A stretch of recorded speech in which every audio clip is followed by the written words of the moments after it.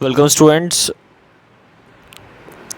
Indian partnership act 1932 आज का video रहेगा। जनरल नेचर ऑफ पार्टनरशिप की सीरीज़ में partnership versus joint stock company, difference क्या है, इनके बेसिस पे आज हम बात करेंगे। कौन कौन से पॉइंट है, उन पॉइंट के बेसिस पे हम पार्टनरशिप और जॉइंट स्टॉक कंपनी के बीच में डिफरेंस देखेंगे। और बहुत इंपॉर्टेंट वीडियो है जो डिफरेंस को बताता है पार्टनरशिप और जॉइंट स्टॉक कंपनी के बीच में। फर्स्ट ऑफ ऑल यहाँ पे बात करते हैं लीगल स्टेटस के बेसिस पे। जब पार्टनरशिप की बात की जाती है लीगल स्टेटस में, तो फर्म की कोई लीगल आइडेंटिटी नहीं होती है। It is no legal identity, personality distinct from the personalities of constituent member. यहाँ पे जो पर्सनैलिटी होती है वो उनके मेंबर को कॉन्स्टिट्यूएंट करती है, जबकि यहाँ पे कंपनी एक सेपरेट लीगल एंटिटी है उसके मेंबर्स के साथ।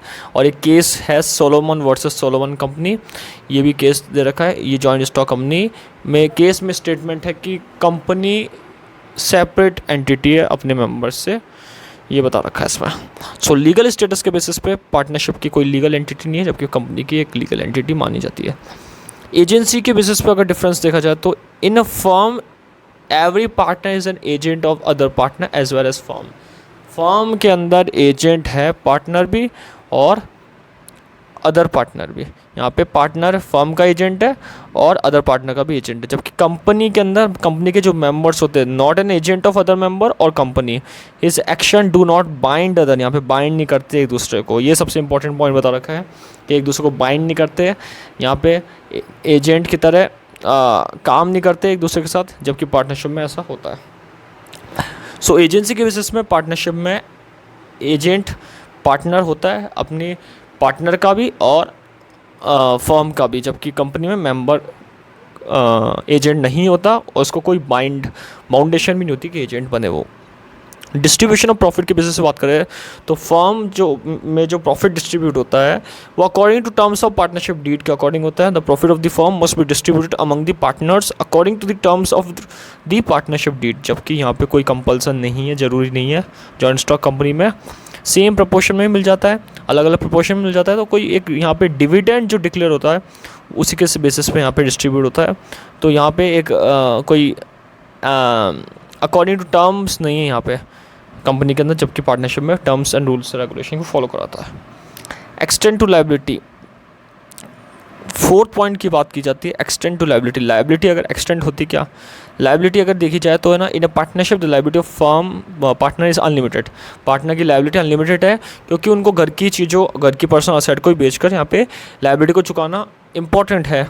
This mean each partner is liable for debt of firm incurred in the course of business of the firm and these debt can be recovered from his private property। Very important point कि private property यानी कि खुद की घर की चीज़ों को, पूरी पर्सनल असेट को भी अगर बेचकर जो लायबिलिटी है वो चुकानी पड़े तो यहाँ पे उसमें ज़रूरी है कि उनको चुकाना पड़ेगा। इन केस ऑफ इनसफिशिएंट फंड, अगर वो उसके पास फंड नहीं रहता तो वो यहाँ पे अपनी घर की चीज़ों को बेचकर भी, पर्सनल असेट को सोल्ड करके भी पैसा चुकाएगा। So the partner is unlimited liability, जो लायबिलिटी है वो अनलिमिटेड है, जबकि कंपनी में लिमिटेड बाय शेयर्स है लायबिलिटी, शेयर के अकॉर्डिंग लिमिटेड है अमाउंट। और in case of guarantee company liability जितना अमाउंट गारंटी करा उसके बेसिस पर लायबल है। सो दो तरह की कंपनी होती है, limited by share, limited by guarantee. इसमें शेयर होल्डर की लिमिटेड अमाउंट है उनके शेयर पे तक, और लायबिलिटी में गारंटी तक उनके लिमिटेड अमाउंट है। सो ये इसके अंदर ये बता रखा है कि कितना पे करते हो। नेक्स्ट पॉइंट यहाँ पे आता है प्रॉपर्टी के बेसिस पे। The firm as property is that which is the joint estate of all the partner as distinguished from the separate estate of any of them and it does not belong to a body distinct in a law from its members. इसमें ये बता रखा है कि जो property है वो एक joint state of all the partner है, सबकी प्रॉपर्टी अलग है, सेपरेट है, और ये किसी भी मेंबर की दूसरे मेंबर के साथ प्रॉपर्टी बिलोंग नहीं करती, ये इसमें देखा गया है। जबकि कंपनी में सेपरेट है उसके मेंबर से, लेकिन वो अपने प्रॉपर्टी, अपनी डिविडेंड और रिफंड ऑफ कैपिटल में रिसीव कर सकते हैं, जो भी उन्होंने जो पैसा लगाया उसके फॉर्म में रिसीव कर सकते हैं।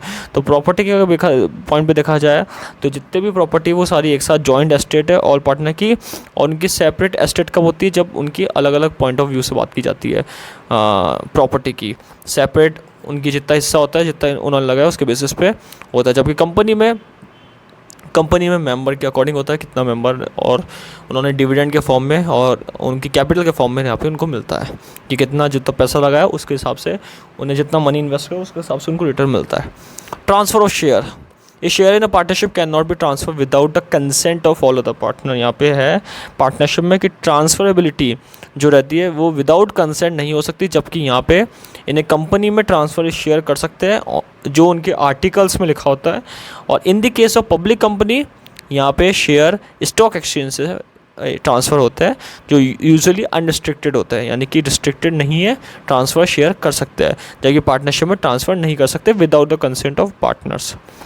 लास्ट पॉइंट है मैनेजमेंट के बेसिस पे, in the absence of express agreement to contrary all the partner are entitled to participate in management.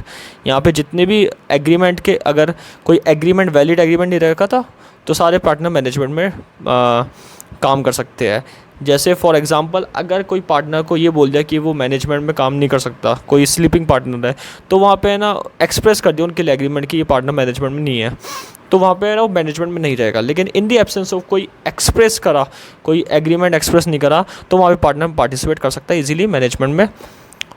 और अगर देखा जाए कंपनी में, तो कंपनी में भी बता रखा है members of a company are not entitled to take in part management unless they are appointed as director. अगर कोई डायरेक्टर मेंबर को मैनेजमेंट में अपॉइंट नहीं करता तब तक वो मैनेजमेंट में रह नहीं सकता। तो ये सबसे इंपॉर्टेंट है। In which case they may be participate, member however enjoy the right to attending general meeting and voting where they can decide certain questions such as election of directors, appointment of auditors. ये सारे बता रखा है कि जब director appoint करेगा, जब director liable होगा, जब डायरेक्टर बताएगा कि आपको ऐसे काम करना, तब वो एंटाइटल हो सकते हैं मैनेजमेंट में पार्टिसिपेट करने के लिए। तो पार्टनरशिप में तो इजीली मैनेजमेंट में पार्टिसिपेट कर सकते हैं, और कंपनी में यहाँ पे डायरेक्टर की परमिशन ज़रूरी होती है। रजिस्ट्रेशन की बात की जाए तो रजिस्ट्रेशन कंपलसरी नहीं है पार्टनरशिप में, जबकि कंपनी में रजिस्ट्रेशन ज़रूरी है according to the companies act 2013। अगर कोई कंपनी रजिस्ट्रेशन में नहीं आती तो वो कंपनी का एग्जिस्टेंस नहीं माना जाता, ये कंपनी के एक्ट के अकॉर्डिंग बताया गया है। Winding up partnership firm easily bind कर सकते हैं कभी भी जब पार्टनर एग्री होते हैं। कंपनी का नाम देखा जाए तो कंपनी में नेशनल कंपनी लॉ ट्रिब्यूनल के द्वारा यहाँ पे उनको बताकर या फिर है ना खुद इजीली वहाँ पे बंद कर सकते हैं, रजिस्टर ऑफ कंपनी को इंटीमेट करके बताकर। So winding up partnership company easy है, लेकिन company winding up partnership form easy है, लेकिन कंपनी का वाइंडिंग अप यानी कि कंपनी को बंद करना इजी नहीं माना जाता है। इसमें बहुत से रूल्स रेगुलेशन होते हैं, NCLT का परमिशन लेना, ROC का परमिशन लेना, उनको बताना, इंटीमेट करना, ये सारी चीज़ें रहती है इसके अंदर। सो वाइंडिंग अप पार्टनरशिप फॉर्म में पार्टनर्स के एग्रीज होता है, कंपनी में NCLT और ROC का रोल प्ले होता है, और इनके द्वारा ही यहाँ पे वाइंडिंग अप होता है। नंबर ऑफ़ मेंबरशिप, अगर पार्टनरशिप में देखा जाए तो इसका कोई एक प्रोविज़न नहीं है पार्टनरशिप के अंदर कि नंबर ऑफ़ मेंबर कितने होने चाहिए, लेकिन इसका एक provision according to companies act 2013 सेक्शन नंबर 464 में दे रखा है कि number of partners in any association shall not exceed 100। However rule जो गिवन था वो कंपनीज अमेंडमेंट एक्ट में बन चुका है, और अब प्रेजेंट लिमिट क्या है 50 है, यानी कि प्रेजेंट लिमिटेड मेंबर्स की 50 है। अगर देखा जाए कंपनी में तो प्राइवेट कंपनी में 200 है मैक्सिमम, मिनिमम 2 है, और पब्लिक कंपनी में मैक्सिमम अनलिमिटेड है, मिनिमम 7 मेंबर्स यहाँ पे मेंबरशिप में रहेंगे। सो कंक्लूजन क्या निकलता है कि अकॉर्डिंग टू कंपनीज एक्ट 2013 सेक्शन 464 पार्टनरशिप एक्ट के अंदर पार्टनरशिप के अंदर फर्म के अंदर 50 मेंबर मैक्सिमम रहेंगे, 2 मेंबर मिनिमम, और कंपनीज में प्राइवेट कंपनी में मिनिमम 2 मैक्सिमम 200, पब्लिक कंपनी में मिनिमम 7 मैक्सिमम अनलिमिटेड मेंबर रहेंगे।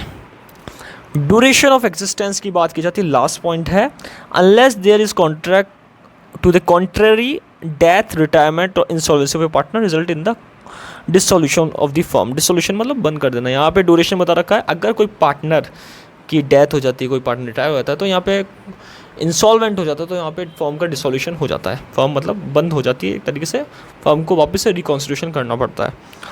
जबकि अगर देखा जाए कंपनी में, तो कंपनी एक परपेचुअल सक्सेशन यानी कि कंटिन्यूटी को इन्जॉय करती है, कंटिन्यूटी कंपनी गेट करती है, कंटिन्यूटी कंपनी के पास रहती है। ये सबसे इंपॉर्टेंट ये बताया गया है कि जो ड्यूरेशन है कंपनी की अच्छी है। अगर ड्यूरेशन के पॉइंट में देखा जाए, पार्टनरशिप फर्म में ये है कि इंसॉल्वेंसी अफेक्ट करती है, रिटायरमेंट और डेथ अफेक्ट करता है पार्टनरशिप फर्म को।